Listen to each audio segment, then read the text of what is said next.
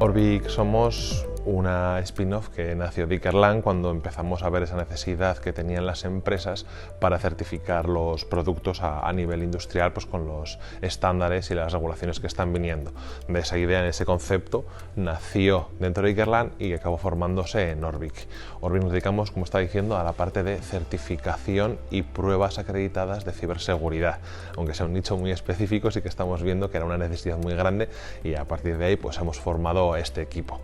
Lo creamos hace ya pues año y 3 meses, que en el principio solo éramos 2 personas y ahora mismo tenemos un equipo formado de ya 13 personas, por lo tanto hemos crecido bastante rápido y ahora pues tenemos gente tanto haciendo prácticas como haciendo proyectos de fin de grado, como gente contratada que también está trabajando con nosotros, que confirman la plantilla de Orbic.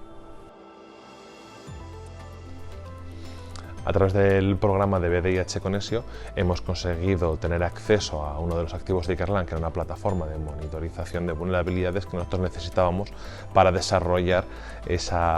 un aplicativo más grande en el que queríamos centralizar todos los eventos relacionados con la ciberseguridad, no tanto a nivel de SOC o monitorización, sino de monitorización de vulnerabilidades globales en base a los diferentes ejercicios que se pueden hacer. Por lo tanto, esa parte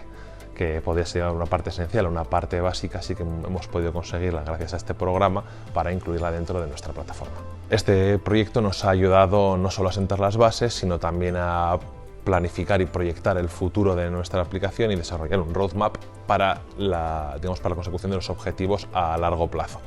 Con esto hemos conseguido saber qué necesitamos, qué tiempos manejamos, cuáles son las necesidades que van a derivarse de los desarrollos que estamos haciendo y así conseguir en un futuro un producto terminado, práctico y útil que pueda aportar a las empresas lo que necesitan para cumplir con las regulaciones de la CRA que vienen dentro de 3 años.